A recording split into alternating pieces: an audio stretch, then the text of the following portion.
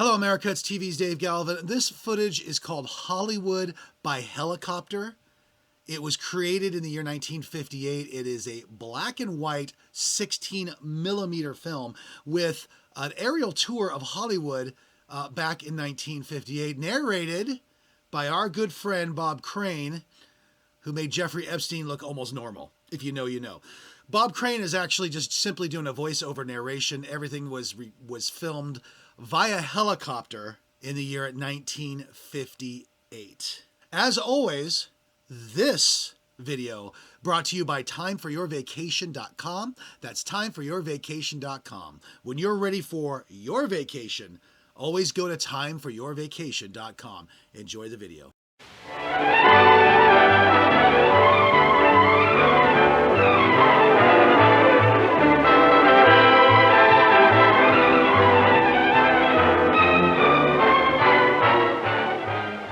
This movie is going to be pretty obvious. For one thing, this is a girl. Obvious. Kitty Layden is her name, and she's in the picture The Missouri Traveler. But the thing that is not so obvious is that we're going to go on a helicopter tour of Hollywood. Although that's a helicopter she's getting into, so I guess it's obvious. That's it. Now, just tuck your skirt in. That's right. Now, when you step out again, be sure there's something to step out on. All right, Kitty, we're going to sail over the studios first, and we'll drop in on one of them a little bit later and actually see a picture company at work. You know, getting into Hollywood studios always has been a problem for California visitors. Years ago, when films were silent, people paid 25 cents to sit in the bleachers and watch the actors at work. But to tell you the truth, finally they had to stop it. The ticket taker was making more money than the actors. We're over Hollywood Bowl right now. And that's where, of course, Judy Garland and Leopold Stokowski and Jan Pierce and Eddie Fisher, when Debbie lets them out of the house, entertain for many people. Of course, they entertain one at a time, not all at once. Over there, Kitty, is Griffith Park Observatory, where the people look at the stars, and the stars look at the stars, and the people look at the stars looking at the stars. Oh, there's Hollywood's newest skyscraper, the Capitol Tower. And they tell me it's packed full of Frank Sinatra records. That's why it's round. They also tell me if you give it a little twist, you'll hear one of Frankie's records. I don't think so, unless you could possibly twist it at 45 RPMs. We're now over the corner of Hollywood and Vine. And, Kitty, if you look very, very careful, straight down, look hard, Kim Novak is waving to Jane Oh, you missed it, Kitty. You didn't look hard enough. Columbia Studios, scene of many Rita Hayworth hits. Below is Paramount. Looks like a parking lot. Well, actually, it used to be a studio until Cecil B. DeMille's Red Sea ran over it. Kitty, that's Grauman's Chinese Theater. It's where you can see the footprints of all the great stars. And who knows, maybe someday you too will be standing in a bucket of wet cement in that lobby. And you're seeing it from way up here. 20th Century Fox Studios. See that thing that looks like a piano top? Well, that's a lake. Hundreds of pirates have walked the plank there. See the thing that looks like a wall? That's a blue sky used for a backdrop in lots of scenes. And see the thing that looks like a building? That is a building.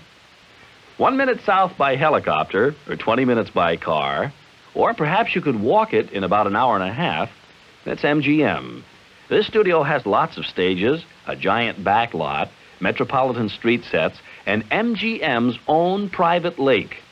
And it's been said that Wallace Beery and Montgomery Clift and Clark Gable and even Lana Turner have become old salts on that lake. Of course, Lana Turner may not be an old salt, but she sure has a nice shaker. Universal International, perhaps the largest studio of all in area. This is where they made Abbott and Costello Meet Frankenstein and scared lots of people. Then they made Abbott and Costello Meet Dracula and scared more people.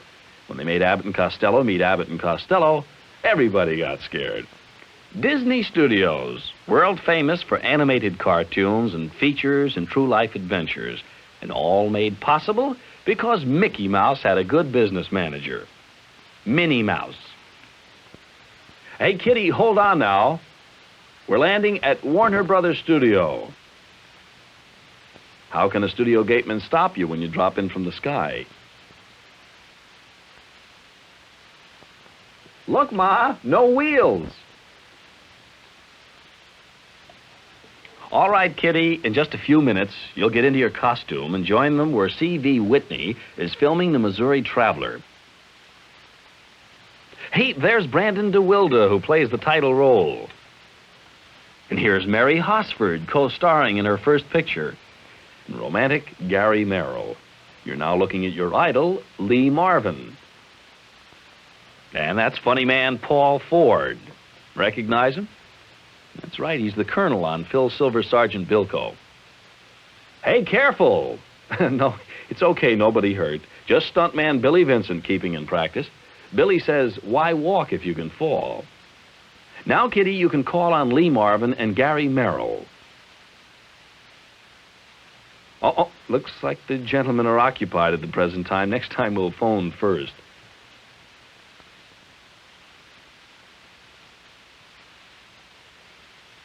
Here's one of the big romantic moments from The Missouri Traveler. Mary Hosford has just melted toward rugged Lee Marvin.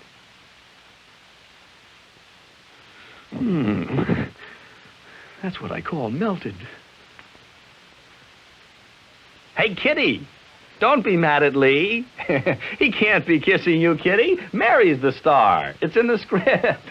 Kitty, come back. Kitty, come back. Oh, well, that's a Missouri Traveler for you.